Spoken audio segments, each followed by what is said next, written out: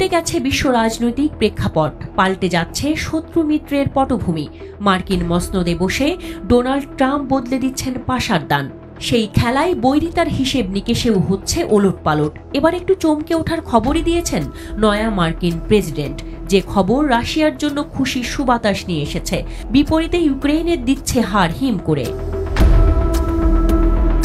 Donald Trump বলেছেন তিনি ইউক্রেনের যুদ্ধ বন্ধ করার বিষয়ে রাশিয়ার প্রেসিডেন্ট ভ্লাদিমির পুতিনের সাথে ফোনে কথা বলেছেন। 2022 সালে ইউক্রেন যুদ্ধ শুরুর পর পুতিন এবং কোনো মার্কিন প্রেসিডেন্টের মধ্যে এটিই প্রথম সরাসরি কথোপকথন। ট্রাম্প ইউক্রেনের যুদ্ধ বন্ধ করার প্রতিশ্রুতি দিয়েছেন, কিন্তু এখনও জনসমক্ষে তিনি কিভাবে তা করবেন তা প্রকাশ্যে বলেননি। এবার এয়ারফোর্স ওয়ানে এক সাক্ষাৎকারে ট্রাম্প নিউ ইয়র্ক পোস্টকে বলেছেন পুতিন মানুষ মারা যাওয়া বন্ধ দেখতে চান। যদিও ক্রেমলিনের মুখপাত্র দিমিত্রি পেসকভ এই বিষয়ে কোনো পরিষ্কার বার্তা দেননি। তিনি রাশিয়ার একটি সংবাদ মাধ্যমকে বলেছেন, এই যোগাযোগগুলি বিভিন্ন চ্যানেলের মাধ্যমে পরিচালিত হয়। আমি ব্যক্তিগতভাবে কিছু জানি না, আমি অনেক কিছু নাও জানতে পারি। অতএব এই ক্ষেত্রে আমি এটি নিশ্চিত বা অস্বীকার করতে পারি না।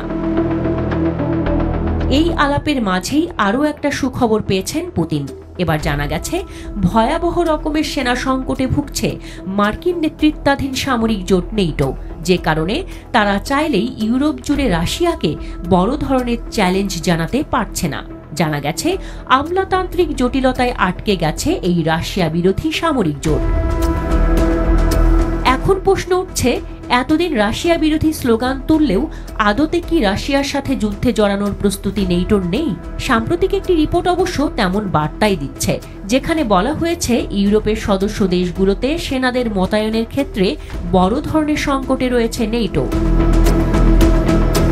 নেটোর অর্থনৈতিক দিক তদারকি করা সংস্থা বলছে, এই মুহূর্তে জোটটিতে থাকা সবগুলো দেশের নিরাপত্তা ব্যবস্থা করা বলতে গেলে একেবারেই অসম্ভব। আমলাতান্ত্রিক জটিলতা ও সরঞ্জামাদির বাজে অবস্থার কারণেই এমন দুর্দশায় পড়েছে নেটো। এদিকে ট্রাম্প ও নেটোর বিপক্ষে কড়া অবস্থান নিয়েছেন।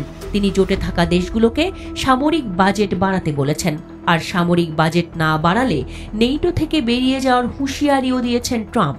সব মিলিয়ে নড়বড়ে অবস্থায় আছে নেটো। চাইলেই তারা রাশিয়ার বিরুদ্ধে কোনো কঠোর সিদ্ধান্ত নিতে পারছে না।